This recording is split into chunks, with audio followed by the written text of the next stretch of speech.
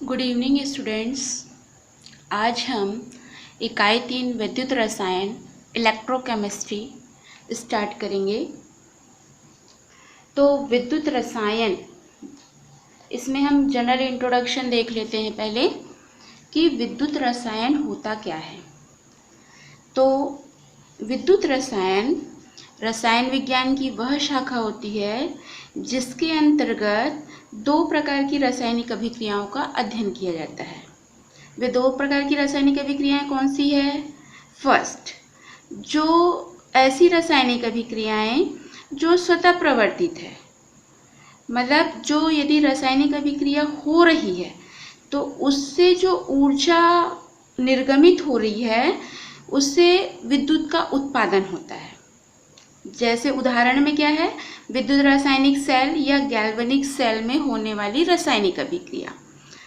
तो वो जो अभिक्रिया हो रही है उसमें हम जब विद्युत रासायनिक सेल पढ़ेंगे आगे इस चैप्टर में, तब हम उसको और अच्छे से समझ पाएंगे। और सेकेंड, वे रासायनिक अभिक्रियाएं जो विद्युतीय ऊर्जा देने पर स्वयं अपरिवर्तित रासायनिक अभिक्रिया की ओर अग्रसर होती है।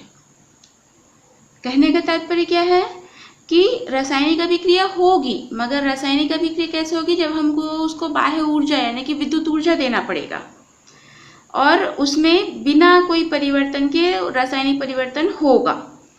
स्वतः अपरिवर्तित मतलब स्वयं से परिवर्तन नहीं होगा, उसको जब हम विद्युत ऊर्जा दे रहे हैं तब परिवर्तन होगा। तो ये किस में होगा? इसके लिए उदाहरण है विद्युत अपघटन। तो हम ये कह सकते हैं कि विद्युत रसायन के अंतर्गत विद्युत ऊर्जा और रासायनिक ऊर्जा का जो आपस में संबंध है और उसके जो अनुप्रयोग है, मतलब इसका उपयोग किस में किया जाता है, उसमें विद्युत रसायन का जो है अध्ययन किया जाता है। तो विद्युत रासायनिक अभिक्रिया से विद्युत रासायनिक विधि से बहुत सारी धातु जैसे सोडियम हो गया, मैग्नीशियम है, या कुछ यौगिक भी हो सकते हैं, सोडियम हाइड्रोक्साइड है, क्लोरीन है, फ्लोरीन है, ऐसे कुछ रसायनों का निर्माण किया जाता है। और जैसे आप बैटरी देखते हैं, घरों में आप बैटरी का उपयोग करते हैं, जो साधारण बैटरी आपने टॉर्च में लगाया है, घड़ी में जो आप बैटरी लगाते हैं, या कि जो छोटी मोटी बैटरी होती है, ये सब जो है ये क्या है, इसको हम उपकरण के रूप में उपयोग करते हैं। तो ये क्या होता है, जो विद्युत रासायनिक अभिक्रिया होती है ये प्रदूषण रहित होती है, मतलब इसमें प्रदूषण नहीं होता है। ठीक है, तो इस अब चैप्टर में हम लोग कि कैसे सेल बनता है, कैसे रासायनिक अभिक्रिया होती है, कैसे विद्युत ऊर्जा उत्पन्न होती है, इसके बारे में हम पढ़ेंगे। तो इसमें हम देखते हैं, और ये जो विद्युत रसायन है ये बहुत दैनिक जीवन में बहुत उपयोगी होती है। तो इसमें हम देखते हैं फर्स्ट ऑक्सीकरण एवं अपचयन, ऑक्सीडेशन एंड रिडक्शन। तो ऑक्सीकरण क्या होता है? जो पुरानी धारणा थी उसके अनुसार कि किसी पदार्थ द्वारा, कोई पदार्थ है, किसी पदार्थ द्वारा ऑक्सीजन या ऋण विद्युतीय तत्व या मूलक को ग्रहण करने, या फिर कह सकते हैं कि हाइड्रोजन या धन विद्युतीय तत्व या मूलक को त्याग करने की क्रिया जो है ऑक्सीकरण कहलाती है। जैसे हम उदाहरण से समझते हैं कि सल्फर ने क्या किया? ऑक्सीजन ग्रहण किया। ये ऑक्सीजन ग्रहण कर रहा है, तो अभी हमने क्या बोला कि ऑक्सीजन या ऋण विद्युतीय तत्व को ग्रहण करना या फिर हाइड्रोजन या धन विद्युतीय तत्व को त्यागना।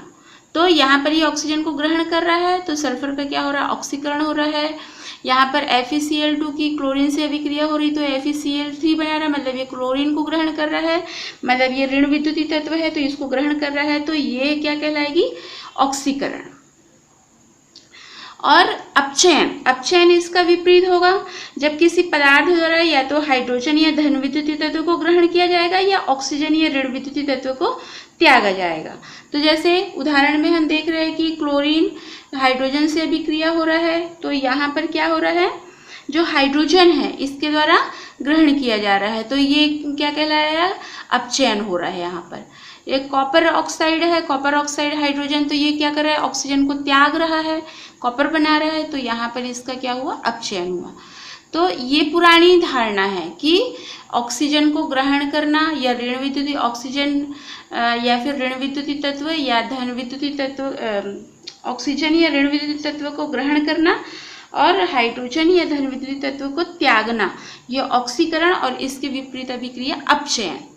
अब इसकी जो है आधुनिक के अनुसार ऑक्सीकरण अपचयन की इलेक्ट्रॉनिक संकल्पना, electronic theory of oxidation reduction. तो ऑक्सीकरण वह अभिक्रिया है जिसमें कोई परमाणु या आयन एक या एक से अधिक इलेक्ट्रॉन त्याग करता है, जिससे परमाणु या आयन द्वारा ऑक्सीकरण संख्या में वृद्धि होती है। मतलब जैसे हम एग्जाम्पल में देखते हैं, जैसे सोडियम है, ये अपने बाह्यतम कोश से एक इलेक्ट्रॉन त्याग देगा, तो त्यागा गया तो ये क्या हो गया, धन आवेशित हो गया, और यहाँ पर एक इलेक्ट्रॉन को त्याग कर दिखाए, तो यहाँ पर क्या रही, ऑक्सीकरण संख्या में वृद्धि। मतलब यहाँ पर ऑक्सीकरण की संख्या 0 थी और यहाँ पर ये इलेक्ट्रॉन त्यागने से क्या हो गई, इसकी ऑक्सीकरण संख्या 1 हो गई। अब यहाँ पर चाहिए परमाणु भी हो सकते हैं, जैसे सोडियम और जिंक को दिखाया, आयन भी हो सकते हैं जैसे Cu+ Fe2+। तो ये इलेक्ट्रॉन को एक या एक से अधिक इलेक्ट्रॉन को त्यागता है, तब हम इसको ऑक्सीकरण हो रहा बोलते हैं, या फिर ऑक्सीकरण संख्या में वृद्धि हो रही है कहने से भी ऑक्सीकरण हो रहा है, ऐसा कहते हैं। नेक्स्ट है अपचयन। अपचयन जस्ट इसके विपरीत कि अपचयन वह अभिक्रिया जिसमें कोई परमाणु या आयन एक या एक से अधिक इलेक्ट्रॉन ग्रहण करता है। तो ग्रहण करता है मतलब हम जैसे ऑक्सीकरण में एग्जाम्पल लिए थे, उसको जस्ट विपरीत कर दीजिए आप।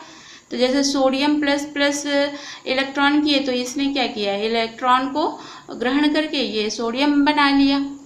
तो इसमें क्या हो रहा है, ऑक्सीकरण की संख्या में कमी हुई। पहले ऑक्सीकरण संख्या 1 थी, यहाँ पर ऑक्सीकरण 0 हो गई, तो यहाँ पर ऑक्सीकरण की संख्या में क्या हुई, कमी हुई। तो ये क्या कहलाएगा, अपचयन। अब ये तो थी ऑक्सीकरण और अपचयन की आधुनिक धारणा।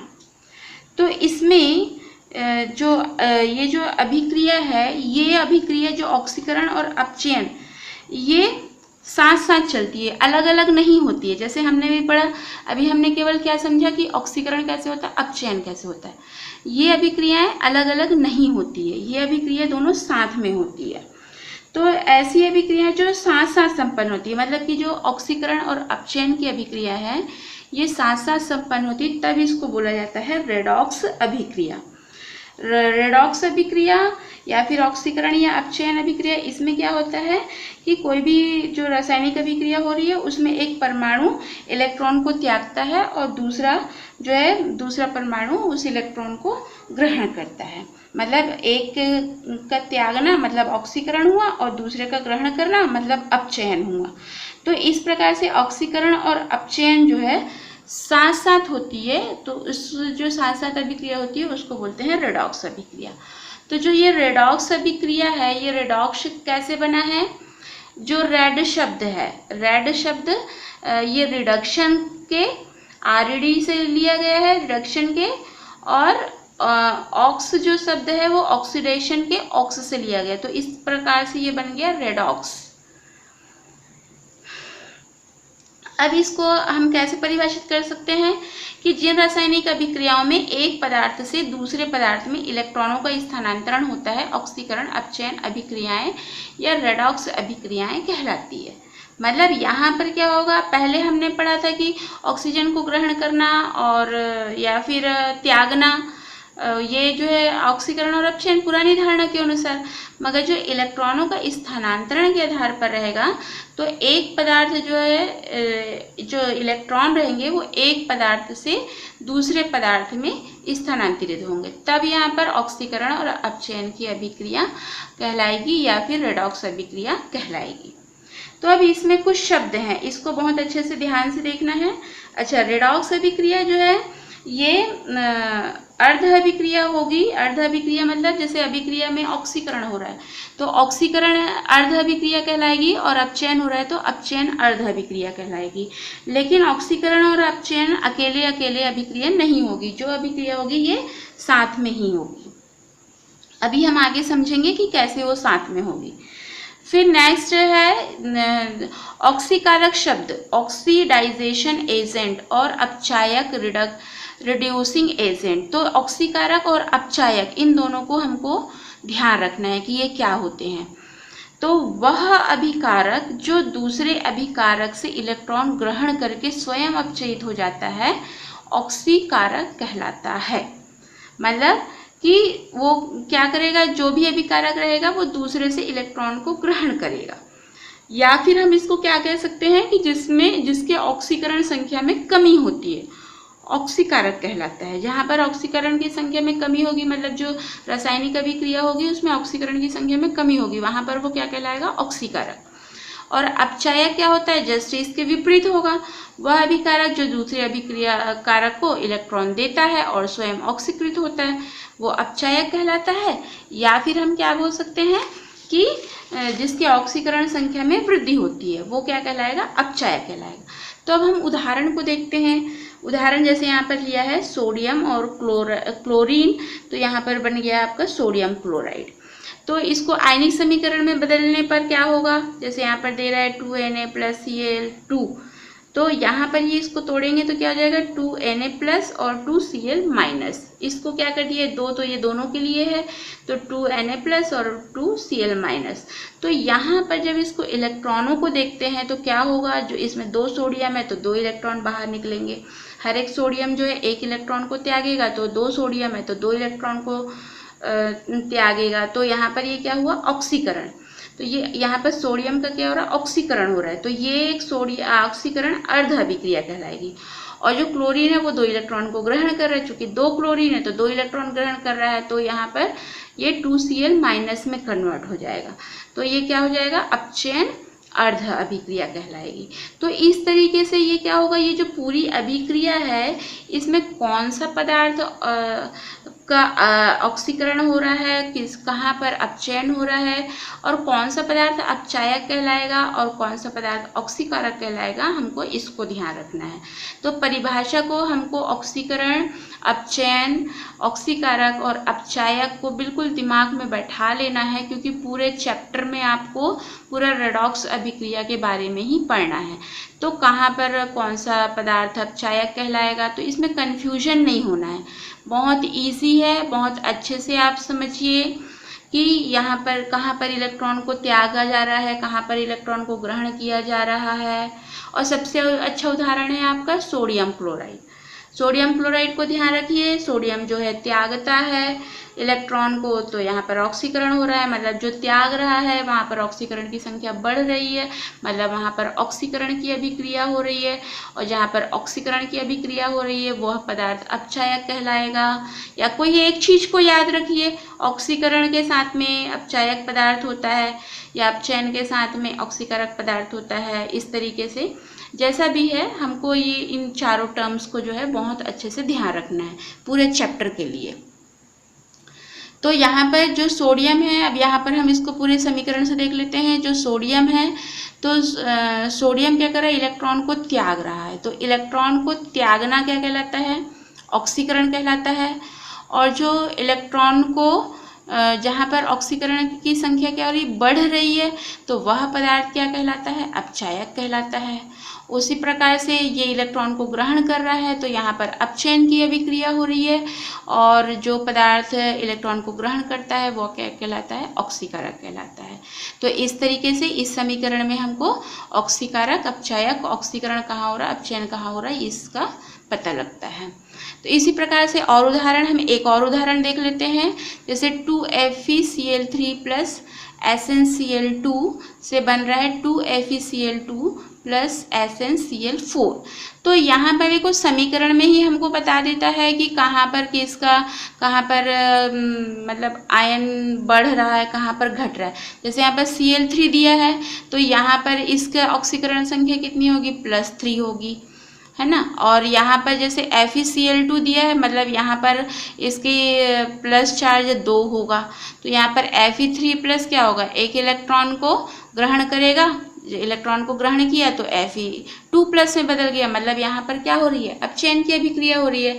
और यहाँ पर जो SnCl2 है तो यहाँ Cl2 है, मतलब यहाँ पर 2 धन चार्ज लगेगा, और यहाँ पर Cl4 है, मतलब यहाँ 4 धन चार्ज लगेगा।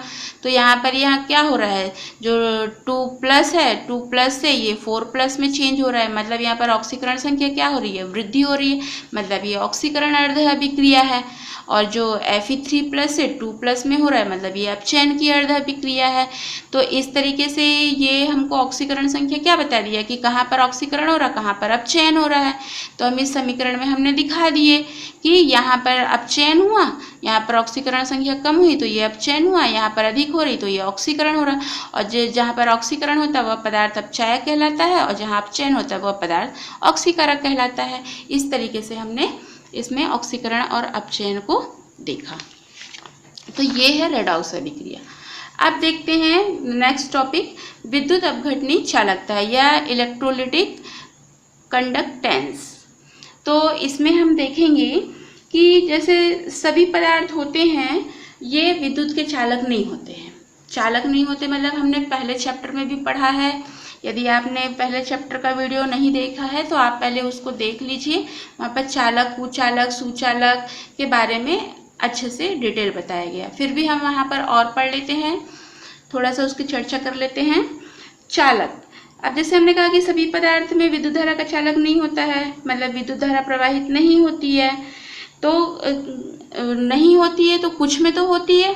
तो जिसमें विद्युत धारा, ऐसे पदार्थ है जिसमें विद्युत धारा प्रवाहित होती है वो क्या कहलाएंगे, चालक कहलाएंगे, कंडक्टर कहलाएंगे। जैसे कि कॉपर, सिल्वर, जिंक, एल्युमिनियम और भी बहुत सारे उदाहरण। और कुचालक या विद्युतरोही, नॉन कंडक्टर या फिर इंसुलेटर, जिनमें विद्युत धारा प्रवाहित नहीं होती है, ऐसे पदार्थ कुचालक कहलाएंगे या विद्युतरोधी कहलाएंगे, जैसे रबर, लकड़ी, मोम। और एक और वर्ग आता है, उस वर्ग में जब वह पदार्थ यदि ठोस अवस्था में रहता है तब वह विद्युत का चालक नहीं रहता है, वो कुचालक की भांति व्यवहार करता है। लेकिन जब वो पिघली हुई अवस्था में होता है या उसका जलीय विलयन होता है तब उसमें विद्युत धारा प्रवाहित होती है। मतलब जैसे NaCl है, NaOH है, CuSO4 है, sodium chloride, sodium hydroxide, copper sulphate. ये जो है सबसे अच्छा आप सोडियम क्लोराइड को ध्यान दीजिए। जैसे ठोस अवस्था में रहती है तब वो क्या होगा, विद्युत अपघट्य का कार्य नहीं करेगा, मतलब ठोस अवस्था है तो उसमें विद्युत धारा प्रवाहित नहीं होगी।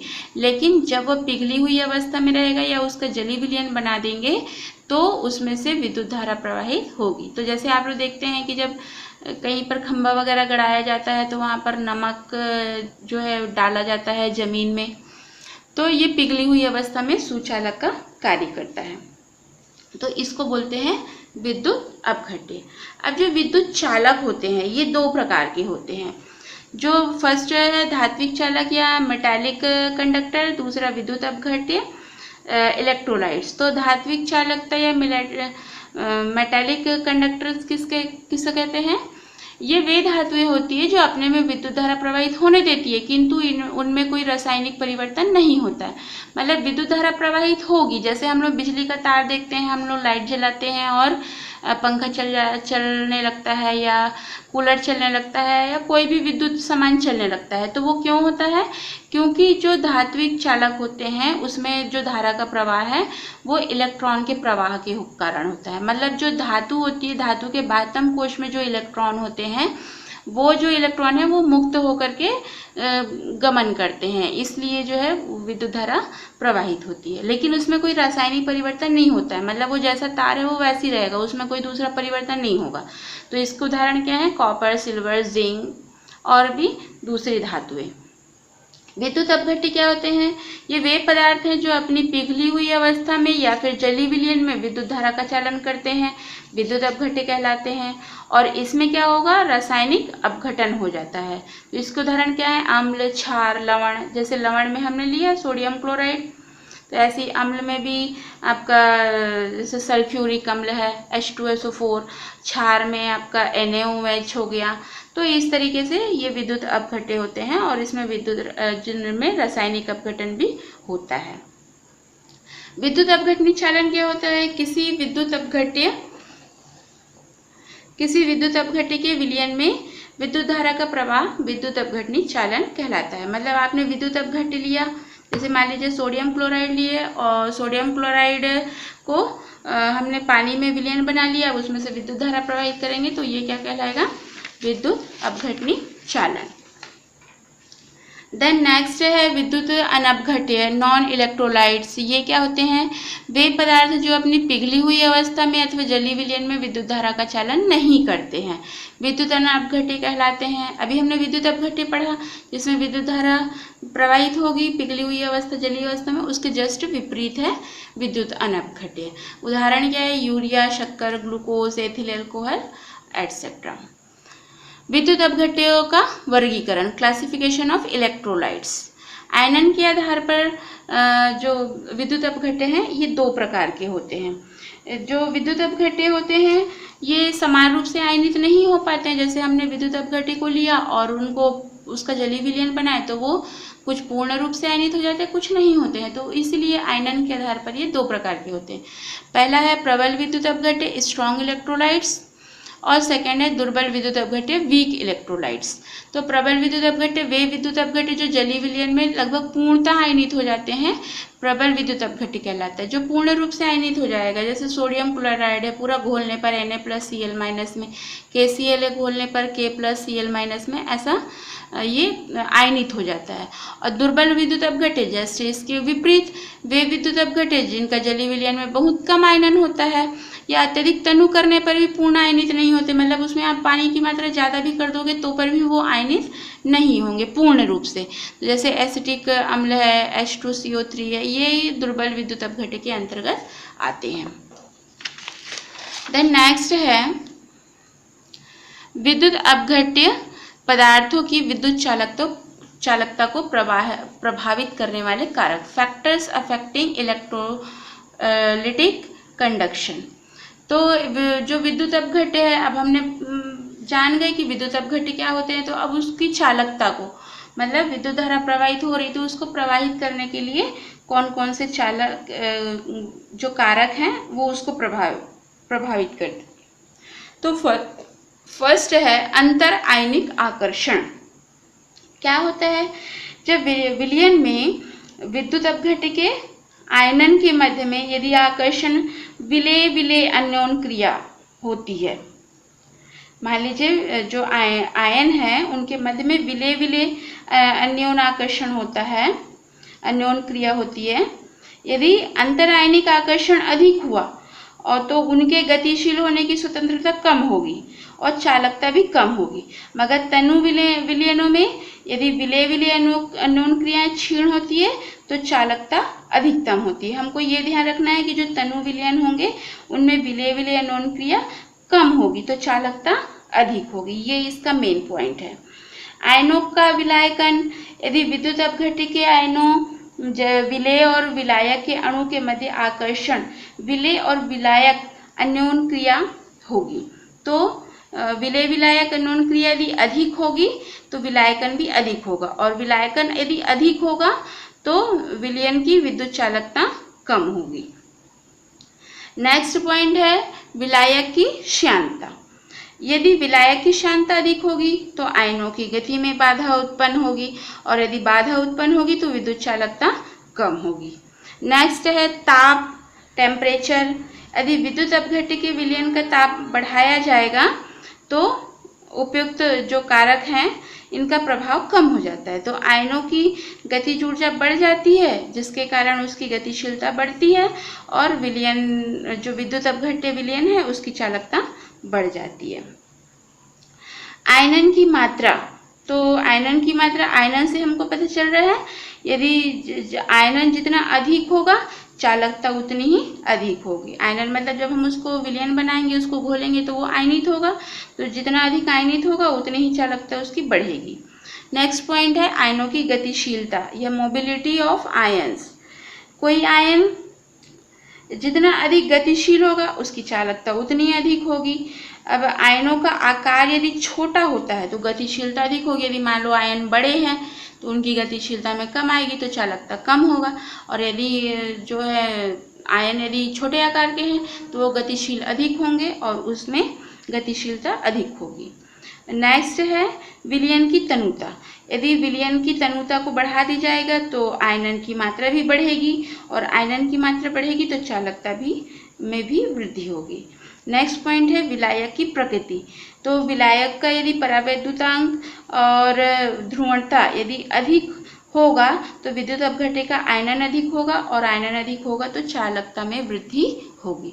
तो विद्युत अपघट्य पदार्थों की विद्युत चालकता को प्रभावित करने वाले कारक, ये 8 पॉइंट हमने पढ़ा। तो इस तरीके से आज हमने विद्युत रसायन में कुछ उसका इंट्रोडक्शन और विद्युत चालकता क्या होती है, आपने विद्युत अपघट्य, विद्युत अनपघट्य और ऑक्सीकरण अभिक्रिया, अपचयन अभिक्रिया, रेडॉक्स अभिक्रिया क्या होती है, इसको बहुत अच्छे से पढ़ लेंगे। जो उसको अच्छे से यदि आप समझ गए तो फिर ये चैप्टर बहुत ही इजी है। तो आपको इस चैप्टर को इजी बनाने के लिए बस थोड़ी सी मेहनत करनी है। तो आप इस चीज़ को यदि समझ जाते हैं तो पूरे चैप्टर में आपको कोई परेशानी, कहीं भी कोई परेशानी नहीं आएगी। तो आप अब हम नेक्स्ट जो है, नेक्स्ट टॉपिक हमारा रहेगा विद्युत अपघटनी विलयनों में, विलयनों की विद्युत चालकता, प्रतिरोध, विशिष्ट प्रतिरोध। तो इसको हम जो है अगले टॉपिक पे कंप्लीट करेंगे। तो लाइक और सब्सक्राइब जरूर करिए। आगे की वीडियो आपके पास सबसे पहले है, इसलिए सब्सक्राइब का बटन दबा दीजिए। Thanks watching this video.